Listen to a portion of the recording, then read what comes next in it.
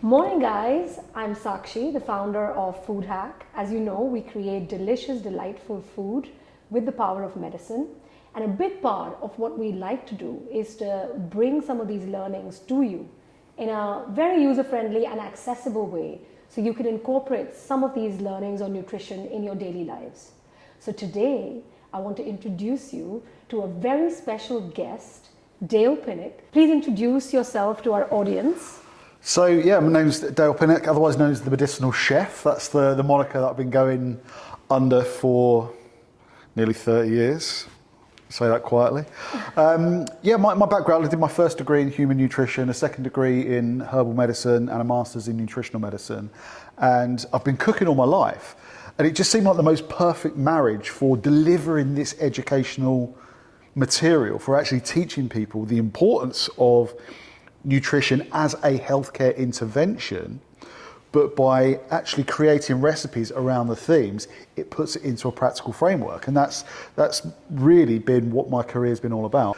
I've been able to get multiple platforms to really get this message out. And I think it's starting to get out now. I think the message is dropping finally. People are starting to realise that nutrition is a fundamental to healthcare. 30 years ago. I mean, I can't even imagine, what that journey must have looked like. Colourful and tumultuous, I think. It was certainly, at that time, my journey started because I was trying to get to grips with my own health issues. Like many people that enter the nutrition space, usually it's because they've had their own health struggles and diet has become a key part of them managing that. I don't know many people that would be like, at school and say, when I leave, I want to work with broccoli. Do you know what I mean? It's not like the aspirational career choice. It's usually something that people find when they have their own experiences. What we have observed is the non-transparency in the market for the end consumer. Yeah. Right? Like you talked about oils. There was a point, I remember a couple of years ago, where, people were saying seed oils are really good for cooking. Rapeseed oil, whatever you call it, and all these other seed oils were great for cooking. And then suddenly, this year's all been around like, don't touch seed oils. When oat milk came out, oat milk is so much better than like normal milk, right? And then suddenly, someone had actually broken down the nutrition label and written this whole article around, well, actually it's made up of mostly palm oil, canola oil and sugar. Oh God, that must not be good. So there is a lot of, when you go into a supermarket, it's overwhelming, right? Yeah. The amount of choices. Like bread, which bread to have, right? Because some breads are different from the other. So going back to your point around inflammation and oils, like what are the best oils, for example, to use for cooking? I say for probably 98% of my cooking, I use extra virgin olive oil. Same as us. Yeah, absolutely. You can't go wrong with that. Almost as if there was some science leading this stuff. Who'd have thought? And then for the other 2-3%, I use butter, real butter, and that's it. So the reason that I do that, obviously, I spoke about omega-3 being anti-inflammatory. The dominant omega fatty acid in seed oils and most plant oils is something called omega-6. Again, omega-6 is an essential fatty acid. We need to consume it every single day, but only in very small finite amounts. Those small finite amounts, they're put down a specific metabolic pathway, get turned into all sorts of beneficial compounds, things that help to regulate hormones, regulate neurological function, very, very important. But that pathway is very rapidly saturated, meaning full. It's taken up all that it needs in the day. When you consume anything above that, which is really easy to do if you're using those as your primary fat sources, then you start to add more omega-6 than that pathway can deal with, so it gets sent down a different pathway. You just about touched on like drugs and nutrition, and obviously one of the biggest trends you're seeing are these weight loss drugs, right? Like in the market today, and you're seeing people around you suddenly overnight losing a lot of weight.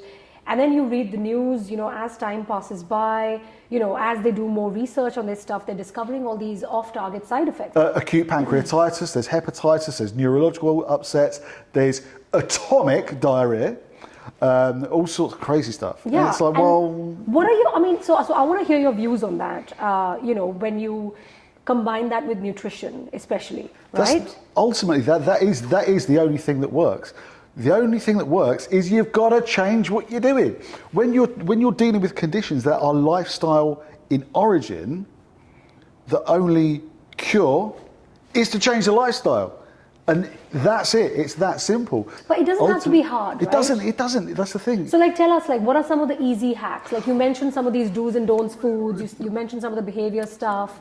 You mentioned it doesn't have to be hard, and keeping it simple. So the simplest thing, and it's quite interesting when you were talking about oat milk and those sorts of stuff that's in our supermarkets. That's some of the biggest problems. It's the fact that we're eating stuff that's coming in packets. Yeah. Or that has got more than 5 ingredients in it. Or that's probably a little simplistic, and that's probably not the best kind of analogy. But the point is, we're just eating far too much man-made rubbish. When I go to the supermarket, I shop around the outside. So as soon as you come through the door, generally you've got fresh produce, fruit, veg. Along the back, you've got meat, fish, and then usually on the right-hand side, you get your red wine. So it's just all the things that you need in life. Yeah. But seriously, you just shop around the edge, all kidding aside, shop around the edge, you find that's where the fresh produce is. That is the key. There's a few really, really cheesy, hokey phrases or sayings that can really drum in the ultimate approach. And that is, if it ran, swam, grew, or flew, eat it, everything else leave behind. Or the one that's grammatically dreadful is real food doesn't contain ingredients, real food is ingredients. But ultimately that's it, it's just get back to whole foods. If you look at all of these diets that are out there, okay, so and some of them just dramatically different from one another, whether it's a plant-based diet or a keto diet or a macrobiotic diet or paleo diet or whatever. They're dramatically different from one another, and they seem to contradict each other. Why is that? Well, there's one. The thing is, all of them are responsible for these incredible health transformations. All of them have got a good track record for dramatically improving people's health. But the one thing that nobody talks about is there is one factor that unifies every single one of them. Even though they are dramatically different, there is one unifying factor, and that is they all leave out the crap that's making us sick in the first place. One of the things that I noticed in if you now look at other cultures and other countries and coming from India, for example, I feel that there is another element that's missing on the food science part. Where we actually do have a diet that's rich in whole foods because we've got curries, and we've got so we've got the curries that have actually got curry, and then we've got the vegetables that don't have a curry, and and then we've got some form of a bread like rotis, and you can make it with quinoa. That's usually what a plate looks like in India, right? But the thing I noticed was that it's very easy to overcook vegetables. It's very easy to overcook stuff because no one's timing how long it's taking. And vegetables, plants are made up of small molecules and large molecules and minerals, and and the large molecules, they can withstand the heat for a long amount of time. Yeah. But it's the small molecules that kind of disappear, right? If you end up overcooking. It depends what they are. It depends what we're talking about. But also, on the flip side of that, you've got cooking can actually liberate more phytochemicals. So let's say, for example, we're cooking a tomato. Tomato is rich in vitamin C if you eat it raw. As soon as you start cooking it, to be fair, as soon as you harvest it, the vitamin C will start to degrade. But as you start to cook it, the vitamin C will just vaporize, basically. Correct. But the lycopene in there will become more and more bioavailable because the lycopene is entwined within the fibers. So the more that you can break the fibers down, and more importantly, the more you can make those fibers easier for digestive secretions to break down, the more of that particular phytochemical you will actually be able to put to use. And then you've got other little things like having some fat with it will actually create a lipid complex with that particular substance, and you'll absorb even more. So there's lots of ways around it. And this is where you or I can really kind of get geeky in the kitchen. Yeah. So the big learning that I'm trying to get at when I was starting Food Hack was there is a lack of food science as a third dimension to food. Food currently solves for, taste, cost, right? But it doesn't have that third element of health or science. And actually using a little bit of technology that we'll come to later, where once we've built a recipe which is delicious, like it's a green curry, it looks amazing, smells amazing, tastes amazing, we then put it back into a software. And if you can tweak the coconut milk, because as we know, coconut milk is high in fats. Fats are not bad, but they're high in fats, right? You can actually tweak the recipe to make it good for cholesterol or for something else, right? So this is this one element that's missing. That educational level. This is the real key thing, isn't it? Like, the sooner we can start teaching that to people, the better. The sooner people can understand and start doing this stuff instinctually, that would be like the most perfect place. Yeah. I mean, what are your views on, there's another trend going on, which is like, all these CGMs, continuous glucose monitors, and spending a lot of money on, DNA tests and blood tests and stool samples and microbiome and, all that kind of stuff. What are your views on that? I think they're all really useful. I think as long as you're actually going and using these sorts of devices or tests that have got a good evidence base behind them, then if you're that way inclined, like me, I like to know every detail.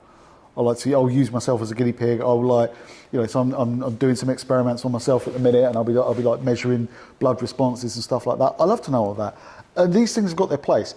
I guess the important thing to say is, like, it doesn't mean that everyone needs to do them, but if you're who needs to do them? I think anyone that's data hungry, like anyone that actually wants some kind of baseline to measure their own behaviour and changes against, are the primary candidates for these kind of things. When we're talking about like CGMs, for example, I think they're incredibly useful because there's a multitude of different things in our environment and in our lifestyle and in our unique genetics that can influence the way in which we respond to the glycemic load of a food as well. You could eat one food in a very, very calm state and it will have not a particularly aggressive glycemic response. But then if you've been going through considerable amounts of stress, you will actually have a dramatically different response to that same food. Correct. So understanding yourself is the gold from those kinds of... I agree. I mean, I think a lot of like healthy people with no issues at all are now using this stuff. Is it a fad? Is it not? My counter response to that would be, how do you know you're a healthy human? Yeah. It's like, well, because you're not in the back of an ambulance and you're not on a load of medication. If you don't have any symptoms. But with cardiovascular disease, in about 60% of cases, the first symptom is a lethal heart attack. You've got to have some kind of metric. Yeah. You've got to have some kind of metric. So if it comes back that it's all fine, it's like, amazing, keep doing what you're doing. Yeah. But to just assume is... There's that wonderful thing, like, when you assume, you make an ass out of you and me. Correct. It's like, preventative. I always find that if you've got some kind of data point, then at least you can confirm that the proactive steps that you're taking are moving in the right direction. Or you realise that maybe you need to make some tweaks. Yeah. Maybe you could be in the early stages of something. I think that the more proactive we are, the better our health will be for it. What are one of the problems that you see with clinical research on food today? Given your background, which is so extensive into clinical nutrition and reading all this research all the time, why is it that people are not able to understand it or grasp it? I mean, from my point of view, it's staying on top of it. Obviously, there's so many peer-reviewed journals out there. There's so many studies being published, some which don't necessarily break through and get mainstream coverage. So it's actually trying to keep on top of things.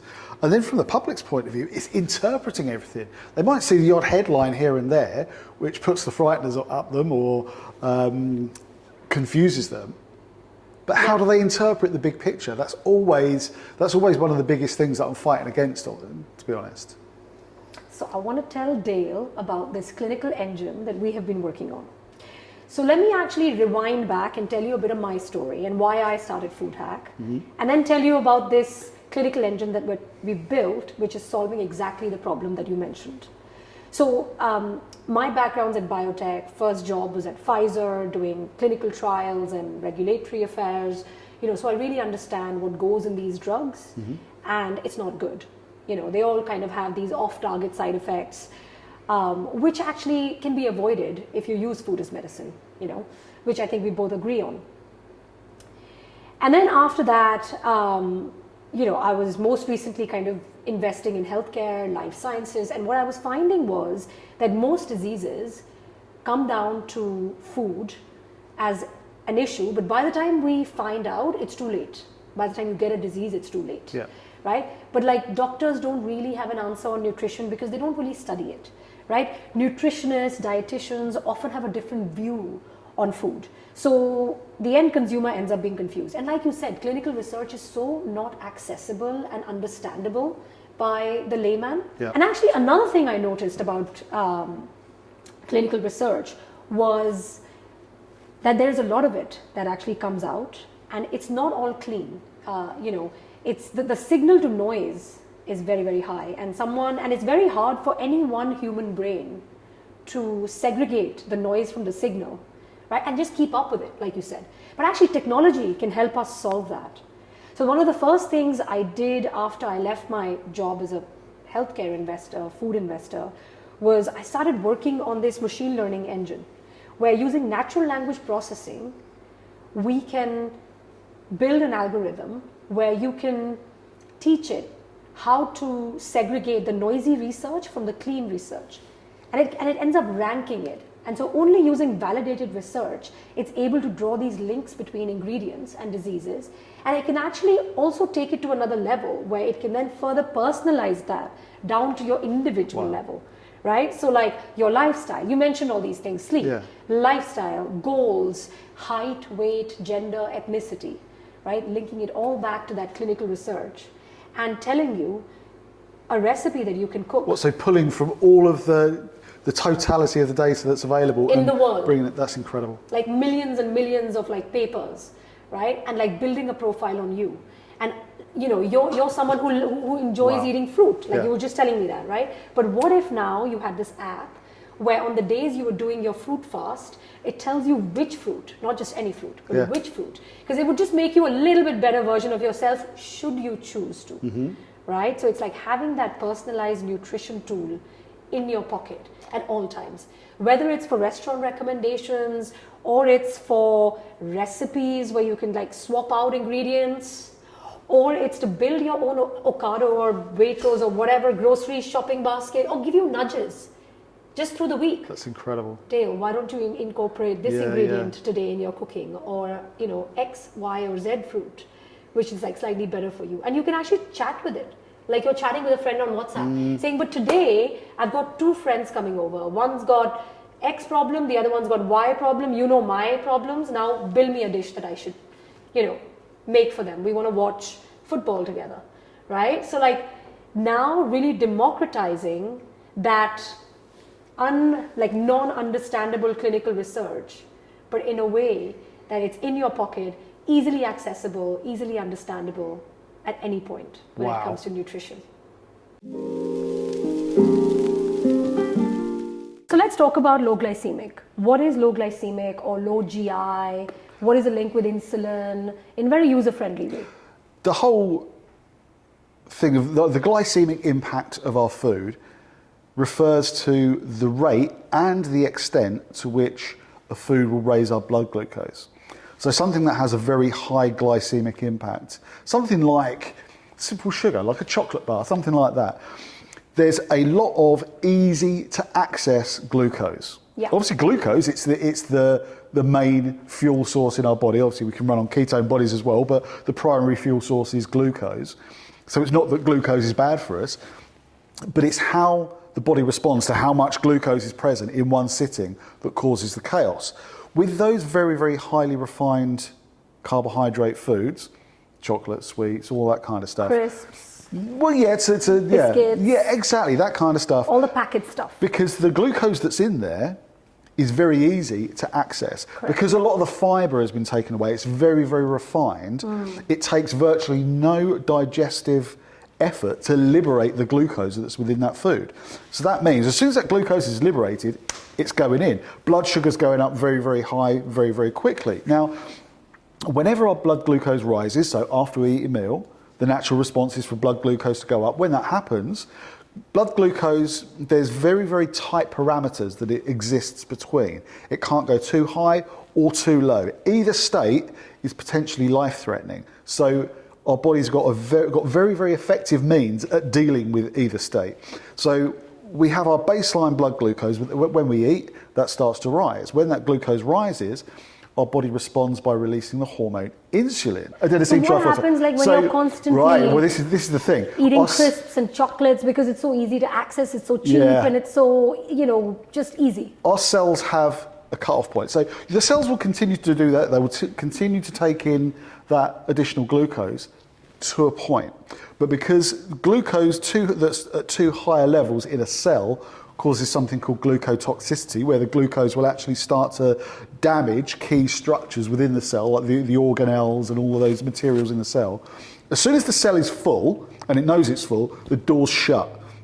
When the door's shut, that means that any additional glucose above that baseline can't be taken up by the cells. Because that's a potentially life-threatening state, and the body's very effective at dealing with it, the next stage occurs. So any additional glucose that's left gets converted into something called glycogen, which is a storage form of glucose that gets stored within the skeletal muscle and within the liver as well. We can only store a little amount of that. So if our cells are full and our glycogen stores are full and our blood sugar is still being pumped higher and higher, it still needs to be dealt with. The blood glucose can't be that high. So what happens? That excess gets sent to the liver and gets converted into triglycerides. So triglycerides, these are fats that can be stored within the fat tissue, within the fat cells. So obviously it makes us put on weight. That's one of the first things. Secondly, those triglycerides have to get to the adipose tissue, the fat tissue, via the cardiovascular system, via the circulation, which means blood lipids go up. The triglycerides go up. When triglycerides go up, and when there's a lot of insulin present, we create something called small, dense LDL. I mean, raised triglycerides will raise LDL cholesterol anyway, but LDL cholesterol exists in so many different forms. The form that's actually dangerous is something called small, dense. These little particles of LDL that are like tiny little bullets. They're so small and so dense they can actually penetrate the blood vessel wall. So it increased our risk of cardiovascular disease. So we're putting on weight, cardiovascular disease risk increases. If this is going on day in, day out, week in, week out, month in, month out, then all of those things that I've described will carry on happening, but then other things will start to break down. In time, that insulin receptor, because we keep pumping out so much insulin, it starts to kind of question insulin's intentions. It's like, I think insulin's maybe having a moment. I'm just going to ignore him for a while. We get what's called insulin resistance. The receptor starts to become deaf to the insulin signal. So initially, the body just pumps out a little bit more insulin, and that works for a short period of time. But it just progressively gets worse. The receptor's ability to hear what insulin is telling it just goes down and down and down. So everything that I've just described is exacerbated. It increases tenfold. So we start getting what's called metabolic syndrome, and then ultimately that insulin resistance, when the insulin receptor starts to malfunction and so much glucose is present, you can start to get damage to the pancreas, and hey presto, you've got type 2 diabetes. Now look around, what is actually the biggest burden on the healthcare system in this country, in the US, in many parts of Europe?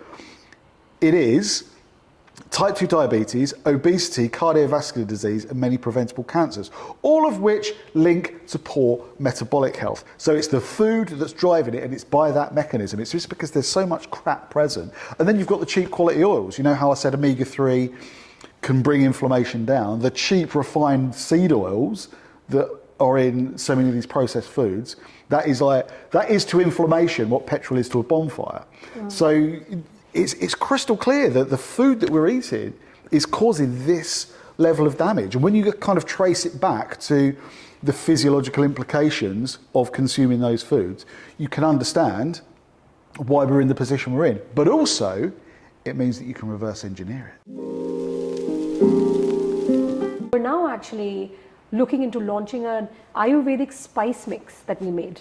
Because Wow. Ayurveda is like built on principles of food is medicine, right? Yeah. Like thousands and thousands of years of research on plants where we didn't have access to Western medicine in India, right? And so, some clever people, like you probably, were like studying the plants, the interactions, the ratios of spices and seeing which ones have healing properties, and they were trying to heal people on the basis of that, right? So we've actually created these Ayurvedic cooking spice blends that we hope to launch soon, actually, because I've been testing them myself, and they're all about metabolic health. The focus is all on restoring your metabolic health, your gut health, because the thesis is if that works like perfectly, then your neurons are working perfectly, your pancreas, your kidneys, your liver, like everything is working perfectly, right?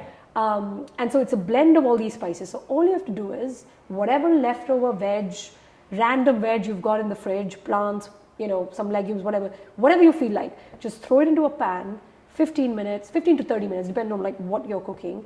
Throw in your 7.5 grams per person, per portion of 300 grams roughly, and put the lid on, 15 minutes, and that's it. So Lovely. again, it's a step towards how do we make food as medicine, principles of food as medicine from various parts of the world accessible, affordable, non-intimidating for people that they can incorporate in their busy daily lives. And so actually that brings me to another point which we should talk about is, this stuff like nutrition, food, exercise, lifestyle, sleep, trackers, I think we've done a good job. As you mentioned, the science has come a long way. People like yourselves are actually, trying to make this stuff, trying to make people understand about this stuff. But there's one thing that I feel like we're not doing a great job at even understanding or getting a grip of, which is stress.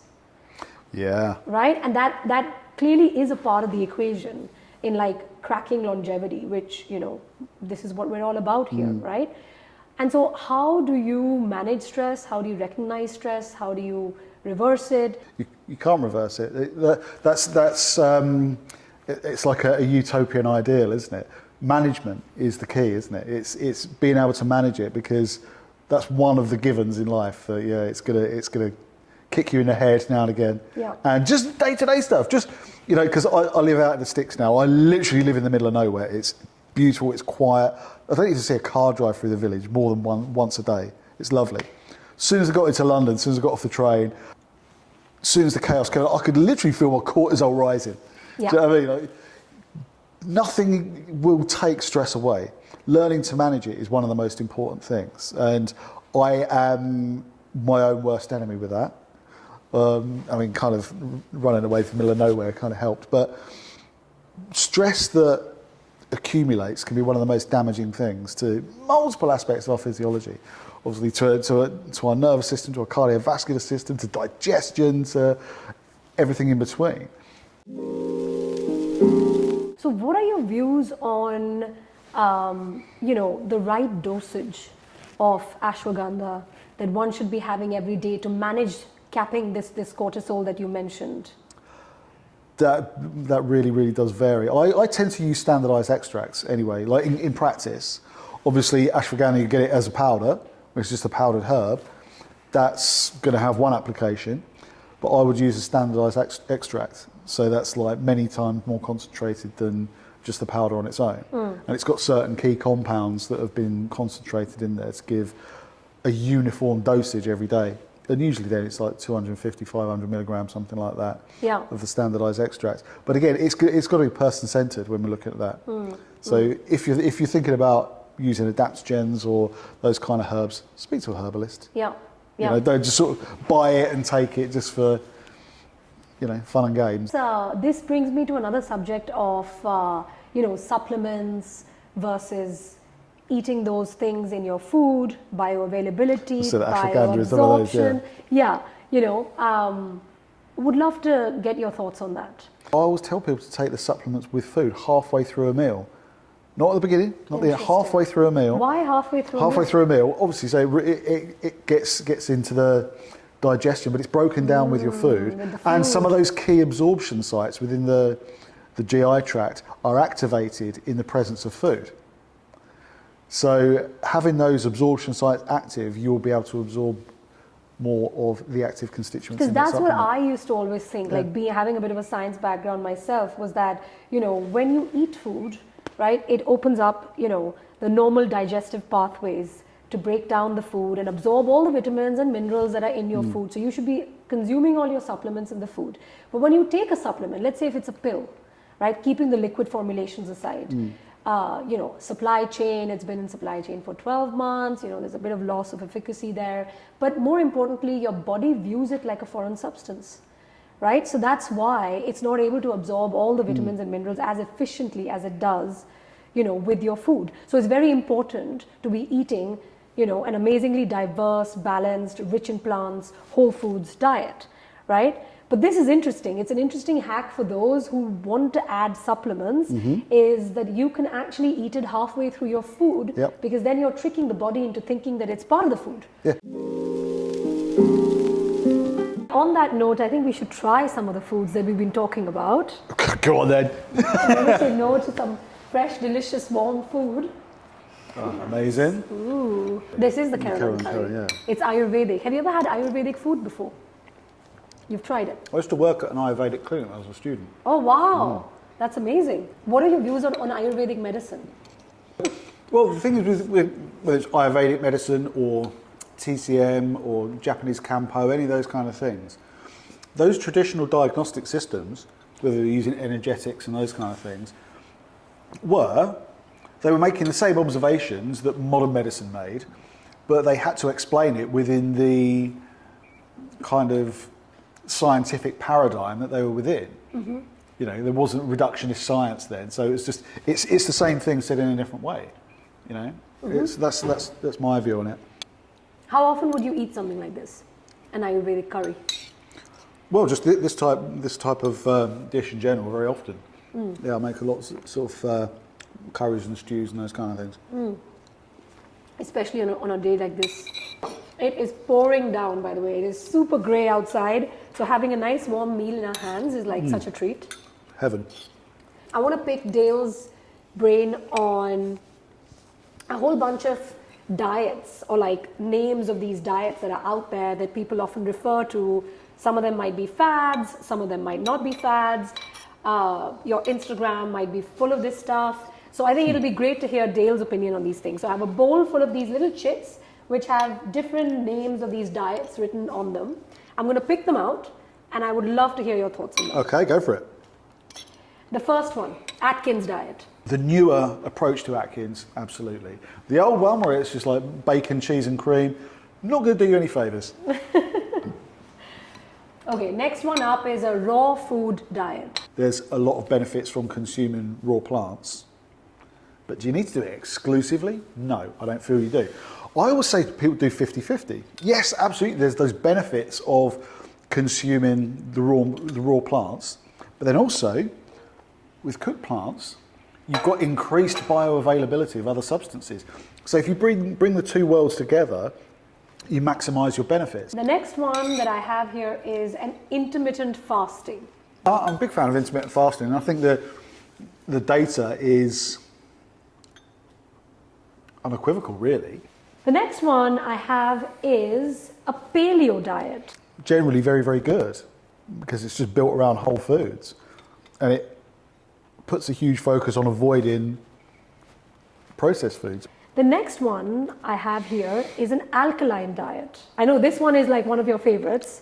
Okay, so the whole theory behind alkaline diet is that like eating a certain way will alkalise your body. Acid-base balance is absolutely vital to human health. A slight deviation, you'll be dead. Your body does it itself. The body is self-regulating when it comes to its pH. When it comes to acid-base balance, your body is constantly regulating it itself. There is no food on the planet that will make any difference to the pH of your body. Last but not the least, a juice cleanse. Quite challenging on blood glucose. I'm sure you wouldn't feel wonderful at the time. I've never tried it. But I am a big fan of juices. Tell us Green why. juices. Yeah. So I love green juices. I don't have fruit juices particularly because I find they make me really heady. I eat fruit. I eat Whole plenty of fruit. fruit. Yeah, so I satsumas, I can eat a bag full of those in a sitting. Blueberries, all of those kind of things. Love fruit. But the pure fruit juice, when it's been put through a juicer, because there's no fibre to stop that sugar getting in, it makes me very, very heady. Yeah. But a green juice, and with my green juice, I just go green. Not even any Me too. lemon in it. Just Me too. loads of spinach, kale, bit of celery, bit of cucumber, all of that stuff in there. So just to sum up, we've gone through all the different fad and non-fad diets with Dale. And I think in summary, what Dale's basically saying is to keep it simple, focus on whole foods, focus on variety and diversity, because it's great for your gut microbiome. Don't overthink it. And I think the second variations or the more refined variations of some of these medicinal or clinical diets, for example, Atkins, keto, some of these things, those are slightly better because they are more balanced. And I think Dale often refers to this 80-20 rule, which is 80% of the time, try and look after your body, look after your healthcare by focusing on a diverse, plant-rich, whole food-rich, seasonal, locally sourced sort of a diet. And the other 20%, enjoy life, right? Because happiness Absolutely. also helps with longevity. Yes, it does. Yes, it does.